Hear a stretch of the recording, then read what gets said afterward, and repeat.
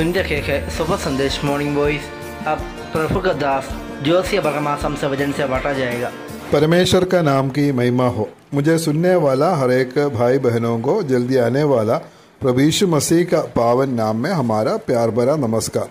आइए आज का मनन के लिए हम लोग पढ़ेंगे एफिसियों का पत्री 4 अध्याय उसका 17 से 19 तक। एफिसियों का पत्री 4 अध्याय 17 से 19 पद तक। इसलिए मैं ये कहता हूँ और प्रभु में आग्रह करता हूँ कि जैसे अन्य जाति लोग अपने मन की अनर्थ रीति पर चलते हैं, तुम अब से फिर ऐसे ना चलो, क्योंकि उनकी बुद्धि अंधेरी हो गई है और उस अज्ञानता के कारण जो उनमें है और उनके मन की कठोरता के कारण वे परमेश्वर के जीवन से अलग किए हुए हैं और वे शून्य होकर लुचपन में लग गए हैं कि सब प्रकार के गंदे काम लालसा से किया करें।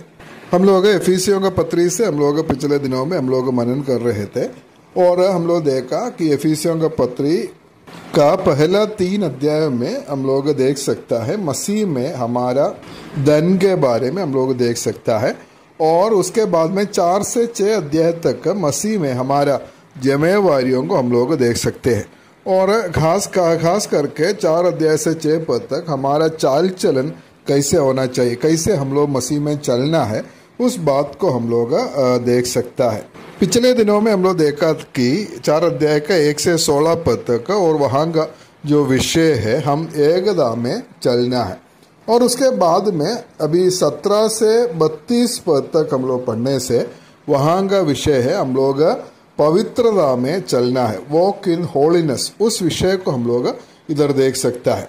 प्रभु चाहता है एकता में चलने वाला जो विश्वासी लोग पवित्रता में भी चलना है, और उसमें हम लोग आज जो पढ़ा है 17 से लेकर 19 तक, और वहाँ का जो विषय है अन्य जाति लोग जो अविश्वासी लोग किस प्रकार चलते हैं, और उसके बारे में हम लोग देख सकते हैं। हमारे बारे में हम लोग देखने से हमारा पुराना मनुष्य मसीह में आने का पहले हमारा चाल चलन किस प्रकार था वो हम लोग इन पदों में हम लोग देख सकता है, और उसके बाद में 20 से 32 पद तक हमारा नया मनुष्य का स्वभाव, उसका चाल चलन के बारे में हम लोग देख सकता है। इसलिए अन्य जाति लोग अविश्वासी लोग या हम लोग भी पहले मसीह में आने के पहले किस प्रकार चलते थे वैसा हम लोग नहीं चलना है, उस बात को हम लोग इधर देख सकता है।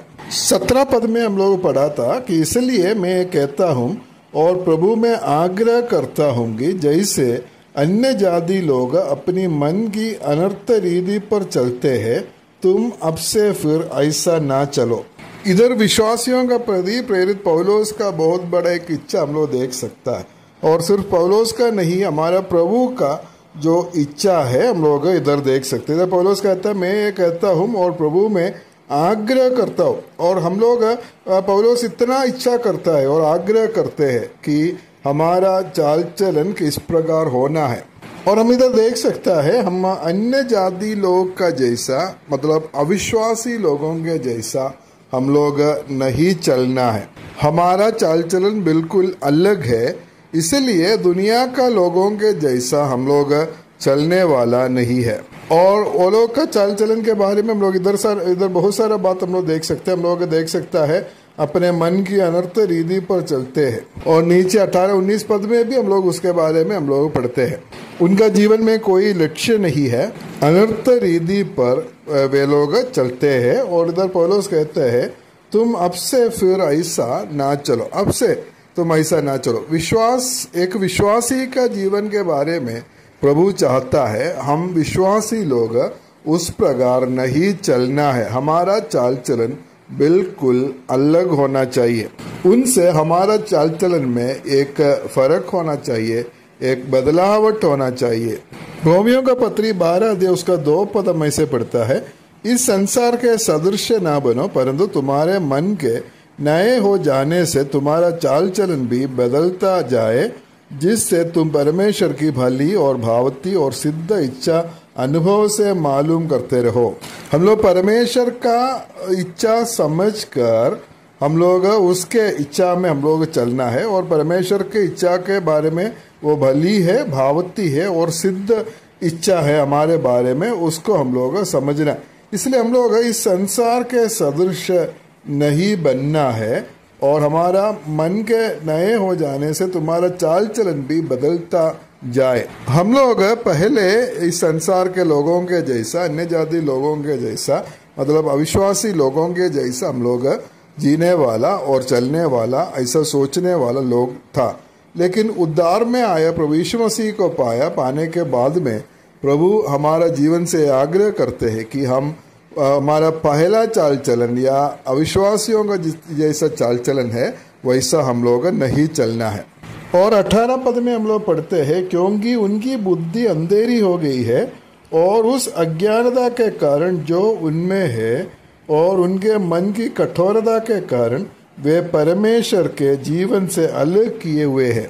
उधर हम लोग देख सकते हैं उसका बुद्धि अंधेरी हो गई है या उसकी बुद्धि अंधेरी कर दी है, और इसलिए वो अज्ञानता के कारण वो लोग जो मन की कठोरता के कारण परमेश्वर के जीवन से अलग किए हुए हैं।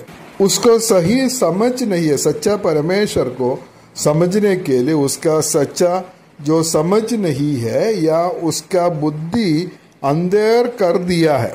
रोमियो का पत्र 1:21 पद में हम लोग ऐसे पढ़ता है, इस कारण कि परमेश्वर को जानने पर भी उन्होंने परमेश्वर के योग्य बढ़ाई और धन्यवाद ना किया, परंतु व्यर्थ विचार करने लगे, यहाँ तक कि उनकी निर्बुद्धि मन अंधेरा हो गया है। उनका निर्बुद्धि मन अंधेरा हो गया है। और कुरिन्थियों का दूसरा पत्री 4:4 में हम लोग देख सकते हैं, कौन उसका इस बुद्धि को अंधेर कर दिया है, और उन अविश्वासियों के लिए जिनके बुद्धि इस संसार के ईश्वर ने अंधी कर दी है, ताकि मसीह जो परमेश्वर का प्रतिरूप है उसके तेजों में सुसमाचार का प्रकाश उन पर ना समझे। सच्चा परमेश्वर के बारे में समझने से और जो प्रभु यीशु मसीह का प्रकाशन उसको नहीं मिलने के लिए क्या किया है, और इस संसार की परमेश्वरता शैतान ने उनका बुद्धि को अंधेर कर रखा है, इसलिए वो समझ नहीं पाते हैं। और 19 पद में हम लोग पढ़ा, और वे सुन्न होकर लुचपन में लगे हैं कि सब प्रकार के गंदे काम लालसा से किया करे। उनका मन अंधेर कर दिया है, जो सही बातों को परमेश्वर का बारे में उनको समझ नहीं सकता है, और इसलिए क्या हुआ है, वो लोग सुन्न होकर लुचपन में लगे हैं कि सब प्रकार की गंदे काम लालसा से किया करता है।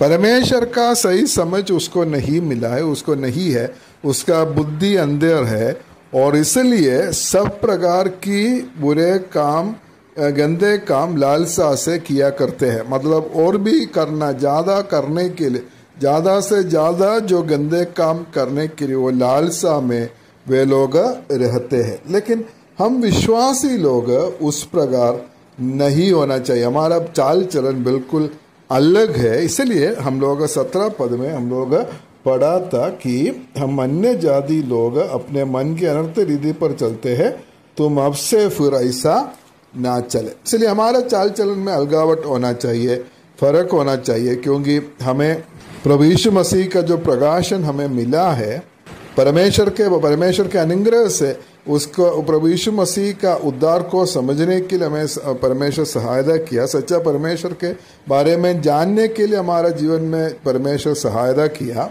और इसलिए हमारा चाल चलन उनका जैसा नहीं होना चाहिए। परमेश्वर चाहता है कि हम लोग एक पवित्र जीवन हम लोग जीना है। हमारा चाल चलन पवित्रता में होना चाहिए, और दूसरे लोगों के जैसा हम लोग कभी नहीं चलना है। और उसके लिए परमेश्वर हमें सहायता करे, और हमारा हर एक चाल चलन पवित्रता में चलने के लिए प्रभु हमें मदद करे।